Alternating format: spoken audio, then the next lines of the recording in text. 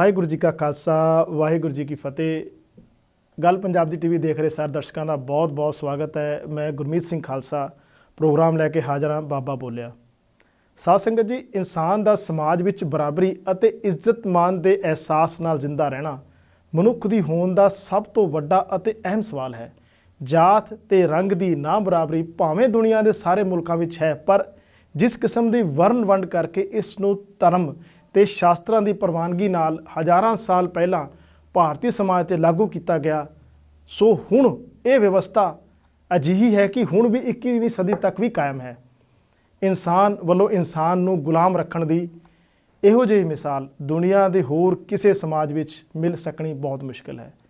ਸਿੱਖ ਲਹਿਰ ਦੇ ਆਉਣ ਤੋਂ ਪਹਿਲਾਂ ਦਾ ਸਮਾਂ ਭਾਰਤ ਦੇ ਵੱਖੋ ਵੱਖਰੇ ਹਿੱਸਿਆਂ ਵਿੱਚ ਚੱਲੀ ਭਗਤ ਲਹਿਰ ਰਾਹੀਂ ਇਸ ਕੱਟੜ ਸਮਾਜਿਕ ਵਰਗ ਵਿੱਚ ਪੈਦਾ ਹੋਏ ਭਗਤ ਬੇਸ਼ੱਕ ਆਪਣੇ ਇਕਲੌਤੇ ਯਤਨਾਂ ਕਰਕੇ ਇੱਕ ਢੁਕਵੀਂ ਸੰਗਠਿਤ ਲਹਿਰ ਤਾਂ ਨਹੀਂ ਦੇ ਸਕੇ, ਪਰ ਉਹਨਾਂ ਨੇ ਆਮ ਇਨਸਾਨ ਦੇ ਅੰਦਰ ਨਵੀਆਂ ਆਸਾਂ ਉਮੀਦਾਵਾਂ ਦਾ ਦੀਵਾ ਜਗਾ ਦਿੱਤਾ।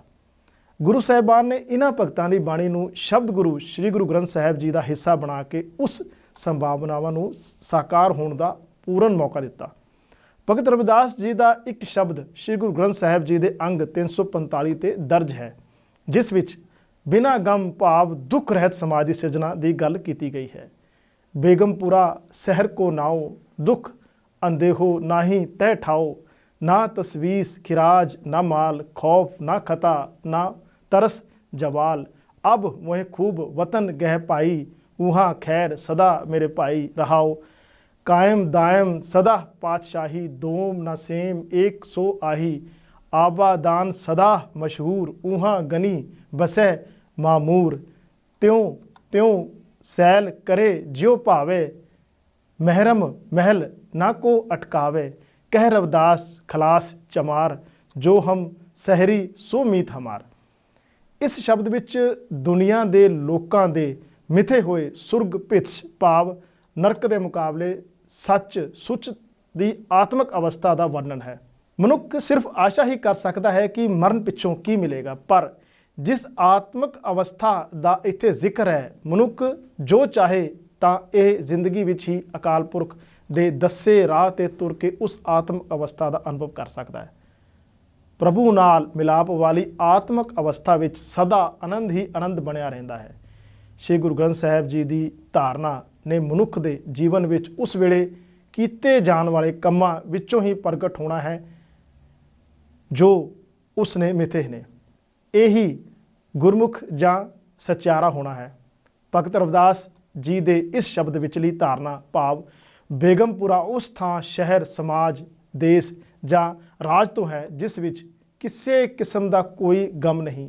ਹਰ ਤਰ੍ਹਾਂ ਦੇ ਗਮ ਤੋਂ ਸੁਰਖਰੂ ਹੋਣ ਤੋਂ ਭਾਵ ਇਸ ਵਿੱਚ ਰਹਿਣ ਵਾਲਿਆਂ ਨੂੰ ਕਿਸੇ ਕਿਸਮ ਦਾ ਕੋਈ ਦੁੱਖ ਤਕਲੀਫ ਚਿੰਤਾ ਜਾਂ ਫਿਕਰ ਨਹੀਂ ਹੈ। ਇਸ ਵਿੱਚ ਰਹਿਣ ਵਾਲੇ ਸਾਰੇ ਸੁਖੀ ਅਤੇ ਆਨੰਦ ਨਾਲ ਜੀਵਨ ਬਤੀਤ ਕਰ ਰਹੇ ਨੇ। ਅਜਿਹਾ ਸਮਾਜ ਜਿਸ ਵਿੱਚ ਊਚ ਨੀਚ ਜਾਤ ਪਾਤ ਰੰਗ ਨਸਲ ਦਾ ਕਿਸੇ ਕਿਸਮ ਦਾ ਕੋਈ ਵਖਰੇਵਾਂ ਨਹੀਂ ਹੈ, ਸਾਰਿਆਂ ਲਈ ਸਮਾਜਿਕ ਨਿਆਂ ਇੱਕੋ ਜਿਹਾ ਹੈ। ਇਹ ਇੱਕ ਅਜਿਹੇ ਵੈਲਫੇਅਰ ਸਟੇਟ ਦੀ ਧਾਰਨਾ ਹੈ ਜਿਸ ਵਿੱਚ ਇਨਸਾਨ ਨੂੰ ਕੋਈ ਦੁਨਿਆਵੀ ਜਾਇਦਾਦ ਬਣਾਉਣ ਦੀ ਜਾਂ ਉਸ 'ਤੇ ਕਿਸੇ ਕਿਸਮ ਦਾ ਮਾਸੂਲ ਭਾਵ ਟੈਕਸ ਲਾਉਣ ਦੇਣਾ ਕੋਈ ਜ਼ਰੂਰੀ ਨਹੀਂ ਹੈ।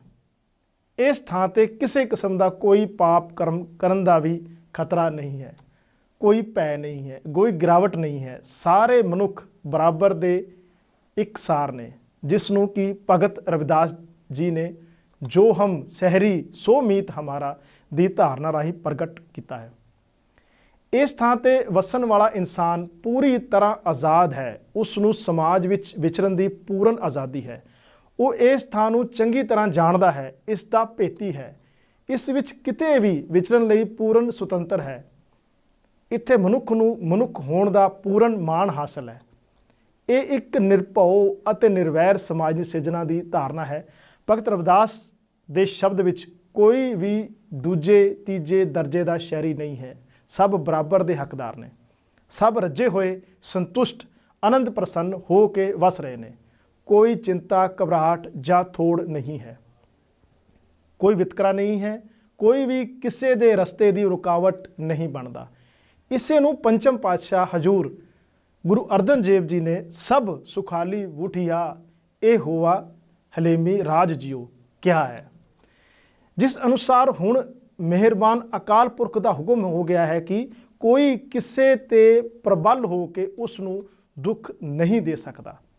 ਸਾਰੀ ਰਈਅਤ ਸੁੱਖ ਨਾਲ ਵਸੇਗੀ, ਕਿਉਂਕਿ ਹੁਣ ਇਹੋ ਜਿਹਾ ਨਰਮੀ ਭਾਵ ਹਲੀਮੀ ਵਾਲਾ ਰਾਜ ਹੋ ਗਿਆ ਹੈ। ਅਧਿਆਤਮਿਕ ਸੰਕੇਤ ਰਾਹੀਂ ਇਸ ਦੇ ਅਰਥ ਕਰਦਿਆਂ ਬੇਗਮਪੁਰਾ ਨੂੰ ਆਤਮਿਕ ਅਵਸਥਾ ਰੂਪ ਸ਼ਹਿਰ ਦੇ ਅਰਥਾਂ ਵਿੱਚ ਲਿਆ ਜਾਂਦਾ ਹੈ ਅਤੇ ਮਨੁੱਖ ਨੇ ਹਰ ਤਰ੍ਹਾਂ ਦੀਆਂ ਅੜਚਨਾਂ ਨੂੰ ਦੂਰ ਕਰਕੇ ਇਸ ਅਵਸਥਾ ਨੂੰ ਪ੍ਰਾਪਤ ਕਰਨਾ ਹੈ। ਇਹ ਤੱਥ ਧਿਆਨ ਦੇਣ ਯੋਗ ਹੈ ਕਿ ਗੁਰੂ ਸਾਹਿਬਾਨਾਂ ਨੇ ਬਾਣੀ ਵਿੱਚ ਕੋਈ ਵੀ ਅਜਿਹਾ ਜਾਂ ਅਜਿਹੀ ਧਾਰਨਾ ਜਾਂ ਸਿਧਾਂਤ ਦਰਜ ਨਹੀਂ ਕੀਤਾ ਜਿਸ ਨੂੰ ਅਮਲ ਵਿੱਚ ਨਾ ਲਿਆਂਦਾ ਜਾ ਸਕੇ, ਕਿਉਂਕਿ ਅਮਲ ਵਿੱਚ ਨਾ ਆਉਣ ਵਾਲਾ ਸਿਧਾਂਤ ਬੇਕਾਰ ਹੈ। ਭਗਤ ਰਵਿਦਾਸ ਜੀ ਅਕਾਲ ਪੁਰਖ ਦੇ ਭਗਤ ਹੋਣ ਕਰਕੇ ਉਸ ਦੀ ਆਤਮਿਕ ਅਵਸਥਾ ਤੱਕ ਪਹੁੰਚੇ ਹੋਏ ਨੇ। ਗਿਆਨੀ ਪੁਰਸ਼ ਤੇ ਇਸ ਅਵਸਥਾ ਵਿੱਚ ਪਹੁੰਚੇ ਹੋਏ ਮਹਾਂਪੁਰਸ਼ ਲਈ ਜਿਵੇਂ ਨੌਵੇਂ ਪਾਤਸ਼ਾਹ ਜੀ ਗੁਰੂ ਤੇਗ ਬਹਾਦਰ ਸਾਹਿਬ ਜੀ ਨੇ ਆਪਣੀ ਬਾਣੀ ਵਿੱਚ ਫਰਮਾਇਆ ਹੈ ਕਿ ਗਿਆਨੀ ਪੁਰਸ਼ ਲਈ ਦੁੱਖ ਸੁੱਖ ਮਾਨ ਅਪਮਾਨ ਕੰਚਨ ਅਤੇ ਮਿੱਟੀ ਇੱਕੋ ਵਰਗੇ ਨੇ। ਭਗਤ ਰਵਿਦਾਸ ਜੀ ਜਿਸ ਸਮਾਜ ਵਿੱਚ ਜੰਮੇ ਪਲੇ ਵੱਡੇ ਹੋਏ, ਉਸ ਸਮਾਜ ਵਿੱਚ ਕੁਝ ਵੱਖਰਾ ਕਰਨ ਦੀ ਆਗਿਆ ਨਹੀਂ ਸੀ, ਭਾਵ ਕਿ ਮਨੁੱਖ ਦਾ ਇੱਕ ਵਰਨ ਤੋਂ ਦੂਜੇ ਵਰਨ ਵਿੱਚ ਪ੍ਰਵੇਸ਼ ਜਾਂ ਆਪਣੀ ਮਰਜ਼ੀ ਅਨੁਸਾਰ ਆਪਣਾ ਕਿੱਤਾ ਤਿਆਗ ਕੇ ਕੋਈ ਹੋਰ ਕਿੱਤਾ ਅਪਣਾਉਣਾ ਜਾਂ ਸਿੱਖਿਆ ਪ੍ਰਾਪਤ ਕਰਨੀ, ਇਨ ਸਭ ਦੀ ਮਨਾਹੀ ਸੀ। ਇਹੋ ਜਿਹੇ ਸਮਾਜ ਵਿੱਚ ਅੱਜ ਵੀ ਇਨਸਾਨ ਦੇ ਰਹਿਣ ਦੀ ਥਾਂ ਵੀ ਉਸ ਦੇ ਵਰਨ ਅਨੁਸਾਰ ਨਿਸ਼ਚਿਤ ਕੀਤੀ ਜਾਂਦੀ ਹੈ। ਇੱਥੇ ਤੱਕ ਕਿ ਕਿਸੇ ਉੱਚ ਵਰਨ ਵਾਲੇ ਉੱਤੇ ਕਿਸੇ ਦਲਿਤ ਕਹੇ ਜਾਣ ਵਾਲੇ ਦਾ ਪਰਛਾਵਾਂ ਪੈਣਾ ਵੀ ਗੁਨਾਹ ਸੀ। ਕਿਸਾਨਾਂ ਦੀ ਫਸਲ ਹੋਵੇ ਭਾਵੇਂ ਨਾ ਹੋਵੇ, ਪਰ ਮਾਸੂਲ ਯਾਨੀ ਟੈਕਸ ਦੇਣਾ ਹੀ ਪੈਂਦਾ ਸੀ। ਜੇ ਕੁਝ ਵੀ ਨਾ ਦੇ ਸਕਿਆ ਤਾਂ ਜ਼ਮੀਨ ਦੀ ਮਾਲਕੀ ਤਿਆਗਣੀ ਪੈਂਦੀ ਸੀ। ਜੀਵਨ ਹਰ ਤਰ੍ਹਾਂ ਦੇ ਅੰਦੇਸ਼ਾਂ ਦੁੱਖਾਂ ਤਕਲੀਫਾਂ ਨਾਲ ਭਰਿਆ ਪਿਆ ਸੀ। ਭਗਤ ਰਵਿਦਾਸ ਜੀ ਇਸ ਸਮਾਜਿਕ ਅਵਸਥਾ ਤੋਂ ਪੂਰੀ ਤਰ੍ਹਾਂ ਜਾਣੂ ਨੇ, ਇਸ ਲਈ ਉਹ ਦਲਿਤ ਚੇਤਨਾ ਦਾ ਹੀ ਪ੍ਰਗਟਾਵਾ ਕਰਦੇ ਨੇ ਤੇ ਕਹਿੰਦੇ ਨੇ, ਕਹਿ ਰਵਿਦਾਸ ਖਲਾਸ ਚਮਾਰ। ਭਗਤ ਰਵਿਦਾਸ ਜੀ ਨੇ ਜੋ ਆਪਣੇ ਸ਼ਬਦਾਂ ਵਿੱਚ ਹਰ ਪ੍ਰਕਾਰ ਦੀ ਬੰਦਸ਼ ਤੋਂ ਛੁਟਕਾਰੇ ਦਾ ਜ਼ਿਕਰ ਕੀਤਾ ਹੈ, ਇਹ ਸਿਰਫ ਦਲਿਤ ਚੇਤਨਾ ਵੱਲ ਸੰਕੇਤਕ ਹੈ। ਭਗਤ ਰਵਿਦਾਸ ਜੀ ਦੇ ਨਾਲ ਜੁੜੇ ਕਿੱਤੇ ਦੀ ਗੱਲ ਅਤੇ ਹੋਰ ਸਮਾਜਿਕ ਪਰਿਸਥਿਤੀਆਂ ਦਾ ਜ਼ਿਕਰ ਕਰਦੇ ਨੇ। ਇਸ ਚੇਤਨਾ ਦੀ ਝਲਕ ਸ੍ਰੀ ਗੁਰੂ ਗ੍ਰੰਥ ਸਾਹਿਬ ਜੀ ਵਿੱਚ ਦਰਜ ਹੈ। ਭਗਤ ਜੀ ਦੀ ਬਾਣੀ ਤੋਂ ਮਿਲਦੀ ਹੈ। ਭਗਤ ਜੀ ਜਾਣਦੇ ਨੇ ਕਿ ਬੇਸ਼ੱਕ ਸਾਰੇ ਹੀ ਉਸ ਅਕਾਲ ਪੁਰਖ ਆਪਣੇ ਆਪ ਤੋਂ ਪੈਦਾ ਕੀਤੇ ਨੇ, ਭਾਵ ਉਸ ਅਕਾਲ ਪੁਰਖ ਨੇ ਆਪਣੇ ਆਪ ਤੋਂ ਪੈਦਾ ਕੀਤੇ ਨੇ, ਪਰ ਆਮ ਲੋਕਾਂ ਦੀਆਂ ਨਜ਼ਰਾਂ ਵਿੱਚ ਅੱਜ ਵੀ ਭਗਤ ਰਵਿਦਾਸ ਜੀ ਦਾ ਸ਼ਬਦ ਜਾਤੀ ਓਛਾ ਪਾਤੀ ਓਛਾ ਓਛਾ ਜਨਮ ਹਮਾਰਾ ਟੁਕਦਾ ਹੈ। ਭਗਤ ਰਵਿਦਾਸ ਜੀ ਨੇ ਉਹਨਾਂ ਦੁਸ਼ਵਾਰੀਆਂ, ਸਮਾਜਿਕ ਨਾ ਬਰਾਬਰੀਆਂ, ਦੁੱਖ ਤਕਲੀਫਾਂ, ਸਮਾਜਿਕ ਗੁਲਾਮੀ, ਸਮਾਜਿਕ ਗਤੀਹੀਣਤਾ, ਭਾਵ ਸਮਾਜ ਵਿੱਚ ਕੁਝ ਕਰਨ ਗੁਜ਼ਰਨ ਦੀ ਜਾਂ ਕੁਝ ਆਪਣੇ ਪੱਲਿਓਂ ਜਾਂ ਐਡੀਸ਼ਨ ਦੇ ਵਿੱਚ ਕੋਈ ਅਪਗ੍ਰੇਡੇਸ਼ਨ ਕਰਨ ਦੀ ਗੱਲ ਕੀਤੀ ਹੈ, ਜਿਨ੍ਹਾਂ ਨੂੰ ਬੇਗਮਪੁਰਾ ਵਿੱਚ ਕੋਈ ਥਾਂ ਨਹੀਂ ਦਿੱਤੀ ਗਈ। ਭਾਵ ਕਿ ਜੋ ਵੀ ਭਗਤ ਜੀ ਦੇ ਸਮੇਂ 'ਤੇ ਹੁੰਦਾ ਸੀ ਔਰ ਉਹ ਉਹਨਾਂ ਨੇ ਆਪਣੇ ਮਨ ਮੁਤਾਬਿਕ ਜੋ ਉਹਨਾਂ ਨੇ ਧਾਰਨਾ ਕੀਤੀ ਹੈ ਜਿਸ ਸ਼ਹਿਰ ਦੀ, ਬੇਗਮਪੁਰਾ ਦੀ, ਇਹ ਕੁਝ ਉਸ ਵਿੱਚ ਨਹੀਂ ਹੈ, ਉਸ ਵਿੱਚ ਪੂਰਨ ਆਜ਼ਾਦੀ ਹੈ। ਪਰ ਇੱਥੇ ਭਗਤ ਰਵਿਦਾਸ ਜੀ ਨੇ ਉਹਨਾਂ ਅੜਚਨਾਂ ਦੀ ਨਿਸ਼ਾਨਦੇਹੀ ਬਿਲਕੁਲ ਨਹੀਂ ਕੀਤੀ ਜਿਹੜੀਆਂ ਬੇਗਮਪੁਰਾ ਦੇ ਰਸਤੇ ਵਿੱਚ ਰੁਕਾਵਟ ਬਣਦੀਆਂ ਨੇ। ਉਹ ਕਿਹੜੀਆਂ ਤਾਕਤਾਂ ਨੇ ਜਿਹੜੀਆਂ ਬੇਗਮਪੁਰਾ ਦੇ ਰਸਤੇ ਵਿੱਚ ਰੁਕਾਵਟ ਬਣਦੀਆਂ ਨੇ? ਗੁਰੂ ਨਾਨਕ ਸਾਹਿਬ ਨੇ ਆਪਣੀ ਬਾਣੀ ਵਿੱਚ ਉਹਨਾਂ ਅੜਚਨਾਂ ਦੀ ਨਿਸ਼ਾਨਦੇਹੀ ਕੀਤੀ ਹੈ ਅਤੇ ਅਜਿਹੀਆਂ ਤਾਕਤਾਂ ਨੂੰ ਸਾਹਮਣੇ ਲਿਆਂਦਾ ਹੈ ਜਿਹੜੀਆਂ ਬੇਗਮਪੁਰਾ ਦੀ ਸਿਰਜਣਾ ਵਿੱਚ ਰੋੜੇ ਅਟਕਾਉਂਦੀਆਂ ਨੇ। ਇਹ ਆਪਣੇ ਆਪ ਨੂੰ ਧਾਰਮਿਕ ਵਿਖਾਉਣ ਵਾਲੇ ਉਹ ਅੰਸਰ ਨੇ ਜੋ ਰਾਜਸੀ ਰਸੂਖਾਂ ਨਾਲ ਮਿਲ ਕੇ ਸਮਾਜਿਕ ਬਰਾਬਰੀ ਅਤੇ ਇਨਸਾਨ ਵੱਲੋਂ ਕਾਹਣ ਕਰਨ ਲਈ ਬਣੇ ਨੇ। ਗੁਰੂ ਨਾਨਕ ਦੇਵ ਜੀ ਆਸਾ ਦੀ ਵਾਰ ਵਿੱਚ ਉਸ ਵੇਲੇ ਦਾ ਜ਼ਿਕਰ ਕਰਦੇ ਨੇ ਜਦੋਂ ਸੱਚ ਦਾ ਅਕਾਲ ਪੈ ਗਿਆ ਸੀ, ਸੱਚ ਅਲੋਪ ਹੋ ਗਿਆ ਸੀ ਅਤੇ ਝੂਠ ਦਾ ਬੋਲਬਾਲਾ ਸੀ। ਇੱਥੇ ਸੱਚ ਦਾ ਸੰਬੰਧ ਨਿਆਂ ਨਾਲ ਹੈ ਤੇ ਝੂਠ ਦਾ ਅਨਿਆਂ ਨਾਲ। ਗੁਰੂ ਨਾਨਕ ਦੇਵ ਜੀ ਖੇਤੀ ਕਰਕੇ ਫਸਲ ਬੀਜਣ ਦੀ ਮਿਸਾਲ ਦਿੰਦੇ ਨੇ ਕਿ ਬੀਜ ਦੇ ਉਗਣ ਲਈ ਉਸ ਦਾ ਸਾਬਤ ਹੋਣਾ ਅਤ ਜ਼ਰੂਰੀ ਹੈ, ਭਾਵ ਉਹ ਟੁੱਟਿਆ ਨਹੀਂ ਹੋਣਾ ਚਾਹੀਦਾ। ਦੋਫਾੜ ਹੋਇਆ ਬੀਜ ਉਗਦਾ ਨਹੀਂ। ਸਾਬਤ ਬੀਜ ਦੇ ਨਾਲ ਨਾਲ ਬੀਜਣ ਲਈ ਰੁੱਤ ਦਾ ਸਹੀ ਹੋਣਾ ਵੀ ਜ਼ਰੂਰੀ ਹੈ। ਬਾਬਾ ਜੀ ਦੂਸਰੀ ਮਿਸਾਲ ਕੱਪੜਾ ਰੰਗਣ ਦੀ ਦਿੰਦੇ ਨੇ। ਕੋਰੇ ਕੱਪੜੇ ਨੂੰ ਰੰਗਣ ਲਈ ਕੱਪੜੇ ਨੂੰ ਰੰਗਣ ਤੋਂ ਪਹਿਲਾਂ ਖੁੰਭ ਤੇ ਚੜਾਇਆ ਜਾਂਦਾ ਹੈ, ਫਿਰ ਉਸ ਨੂੰ ਪਾਹ ਦੇਣੀ ਪੈਂਦੀ ਹੈ, ਉਸ ਤੋਂ ਪਿੱਛੋਂ ਹੀ ਰੰਗ ਦਿੱਤਾ ਜਾ ਸਕਦਾ ਹੈ। ਨਿਆਸ਼ੀਲ ਹੋਣ ਲਈ ਝੂਠ ਅਤੇ ਨਿਰਦੈਤਾ ਮਨ ਵਿੱਚੋਂ ਕੱਢਣੀ ਪੈਂਦੀ ਹੈ। ਬਾਬਾ ਜੀ ਨੇ ਕੁਝ ਵੀ ਉਸ ਵੇਲੇ ਵਾਪਰ ਰਿਹਾ ਸੀ ਦਾ ਜ਼ਿਕਰ ਕਰਦੇ ਨੇ ਕਿ ਧਰਤੀ ਤੇ ਲਾਲਚ ਦਾ ਰਾਜ ਹੈ ਅਤੇ ਪਾਪ ਉਸ ਦਾ ਵਜ਼ੀਰ ਹੈ, ਝੂਠ ਦੀ ਚੌਧਰ ਹੈ। ਇਸ ਲਾਲਚ ਅਤੇ ਪਾਪ ਦੇ ਬਰਾਬਰ ਵਿੱਚ ਜੋ ਕਾਮ ਹੈ ਉਹ ਨੈਬ ਹੈ, ਜਿਸ ਦੀ ਕਿ ਸਲਾਹ ਪੁੱਛੀ ਜਾਂਦੀ ਹੈ। ਪ੍ਰਜਾ ਦਾ ਹਾਲ ਬਿਆਨ ਕਰਦੇ ਹੋਏ ਬਾਬਾ ਜੀ ਬਿਆਨ ਕਰਦੇ ਨੇ। ਬਾਬਾ ਜੀ ਸਮੇਂ ਦੇ ਹਾਲਾਤ ਨੂੰ ਬਹੁਤ ਬਾਖੂਬੀ ਬਿਆਨ ਕਰਦੇ ਨੇ ਕਿ ਪ੍ਰਜਾ ਗਿਆਨ ਵਿਹੂਣੀ ਹੈ, ਭਾਵ ਉਸ ਨੂੰ ਆਪਣੇ ਹੱਕ ਦਾ ਅਹਿਸਾਸ ਤੱਕ ਨਹੀਂ ਹੈ ਅਤੇ ਵਿਗਿਆਨੀ ਹੋਣ ਕਰਕੇ ਦੂਸਰੇ ਜੋ ਪਖੰਡੀ ਨੇ ਉਹ ਉਹਨਾਂ ਦਾ ਫਾਇਦਾ ਲੈ ਰਹੇ ਨੇ ਔਰ ਉਹਦੇ ਏਵਜ਼ ਵਿੱਚ ਜੋ ਪ੍ਰਜਾ ਹੈ ਉਹ ਆਪ ਚੱਟੀ ਭਰ ਰਹੀ ਹੈ।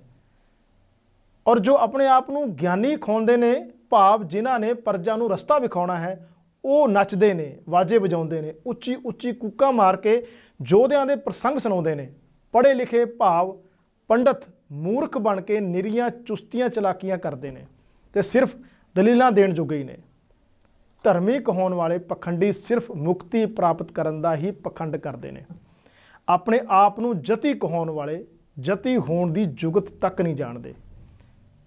ਇਸੇ ਤਰ੍ਹਾਂ ਮਲਾਰ ਦੀ ਵਾਰ ਵਿੱਚ ਗੁਰੂ ਨਾਨਕ ਸਾਹਿਬ ਦੱਸਦੇ ਨੇ ਕਿ ਭਾਵੇਂ ਹਰਣ, ਬਾਜ ਤੇ ਅਹਲਕਾਰ ਨੂੰ ਸਿਆਣੇ ਅਤੇ ਪੜ੍ਹੇ ਲਿਖੇ ਮੰਨਿਆ ਜਾਂਦਾ ਹੈ, ਪਰ ਇਹ ਤਿੰਨੇ ਹੀ ਆਪਸ ਵਿੱਚ ਹੀ ਉਲਝੇ ਹੋਏ ਨੇ, ਇੱਕ ਦੂਜੇ ਨੂੰ ਦੁੱਖ ਦੇਣ ਦਾ ਕਾਰਨ ਬਣੇ ਹੋਏ ਨੇ। ਇਹ ਕਿਸ ਕਿਸਮ ਦੀ ਵਿੱਦਿਆ ਹੈ ਕਿ ਇਹ ਆਪਣੇ ਸਕੇ ਭਰਾਵਾਂ ਨੂੰ ਹੀ ਫਸਾਉਂਦੇ ਨੇ। ਵਿਦਵਾਨ ਤਾਂ ਉਹ ਹੈ ਜੋ ਪਰਮਾਤਮਾ ਦੀ ਹਜ਼ੂਰੀ ਵਿੱਚ ਆਪਣੇ ਚੰਗੇ ਕੰਮਾਂ ਕਰਕੇ ਉਸ ਦੇ ਰੰਗ ਵਿੱਚ ਰੰਗਿਆ ਜਾਵੇ। ਪਹਿਲਾਂ ਜੜ ਜ਼ਮੀਨ ਦੇ ਅੰਦਰ ਜੰਮਦੀ ਹੈ, ਉਸ ਤੋਂ ਬਾਅਦ ਹੀ ਦਰਖਤ ਦੇ ਰੂਪ ਵਿੱਚ ਉੱਗ ਕੇ ਛਾਂ ਬਣਦੀ ਹੈ। ਰਾਜੇ ਸ਼ੇਰ ਬਣ ਗਏ ਨੇ ਤੇ ਉਹਨਾਂ ਦੇ ਅਹਲਕਾਰ ਕੁੱਤੇ ਵਰਗੀਆਂ ਵੇਲੇ ਕੁਵੇਲੇ ਹਰਕਤਾਂ ਕਰਕੇ ਪ੍ਰਜਾ ਨੂੰ ਤੰਗ ਪਰੇਸ਼ਾਨ ਕਰ ਰਹੇ ਨੇ। ਇਹ ਅਹਲਕਾਰ ਰਾਜਿਆਂ ਦੀਆਂ ਨੌਂਦਰਾਂ ਨੇ, ਜਿਸ ਰਾਹੀਂ ਉਹ ਲੋਕਾਂ ਦਾ ਖੂਨ ਪੀਂਦੇ ਨੇ। ਪਰ ਜਿੱਥੇ ਕਰਨੀ ਦੀ ਫਰਕ ਹੁੰਦੀ ਹੈ ਉੱਥੇ ਇਹੋ ਜਿਹੇ ਰਾਜੇ ਅਤੇ ਅਹਲਕਾਰ ਖਰੇ ਨਹੀਂ ਉਤਰਦੇ। ਇਸ ਰਾਜਸੀ ਰਸੂਖ ਦਾ ਧਾਰਮਿਕ ਸ਼ਕਤੀ ਨਾਲ ਜਦੋਂ ਅਪਵਿੱਤਰ ਗੱਠਜੋੜ ਹੋ ਜਾਂਦਾ ਹੈ ਤਾਂ ਦੋਵੇਂ ਮਿਲ ਕੇ ਧਰਮ ਦੀ ਆੜ ਵਿੱਚ ਲੋਕਾਂ ਦੇ ਸ਼ੋਸ਼ਣ ਦਾ ਕਾਰਨ ਬਣ ਜਾਂਦੇ ਨੇ। ਆਸਾ ਦੀ ਵਾਰ ਵਿੱਚ ਦੱਸਿਆ ਹੈ ਕਿ ਇੱਕ ਪਾਸੇ ਗਊ ਤੇ ਬਾਹਮਣ ਦੋਵਾਂ ਤੇ ਮਸੂਲ ਭਾਵ ਟੈਕਸ ਲਾਉਂਦੇ ਨੇ ਅਤੇ ਸਮਝਦੇ ਨੇ ਕਿ ਗਊ ਦੇ ਗੋਬਰ ਦਾ ਪੋਚਾ ਫੇਰ ਕੇ ਸ਼ਾਇਦ ਸੰਸਾਰ ਸਮੁੰਦਰ ਤੋਂ ਪਾਰ ਹੋ ਜਾਣ। ਧੋਤੀ, ਟਿੱਕਾ ਤੇ ਮਾਲਾ ਤਿੰਨੇ ਧਾਰਮਿਕ ਨਿਸ਼ਾਨੀਆਂ ਨੂੰ ਪਹਿਨਦੇ ਨੇ, ਪਰ ਮਾਲ ਉਹਨਾਂ ਦਾ ਛਕਦੇ ਨੇ ਜਿਨ੍ਹਾਂ ਨੂੰ ਮਲੇਸ਼ ਕਹਿੰਦੇ ਨੇ। ਅੰਦਰ ਬੈਠ ਕੇ ਪੂਜਾ ਕਰਦੇ ਨੇ ਕਿਉਂਕਿ ਰਾਜ ਮੁਗਲਾਂ ਦਾ ਹੈ, ਇਸ ਕਰਕੇ ਦਿਖਾਵੇ ਲਈ ਕੁਰਾਨ ਪੜ੍ਹਦੇ ਨੇ। ਇਹ ਸਭ ਪਖੰਡ ਹੈ, ਕੁਫਰ ਹੈ।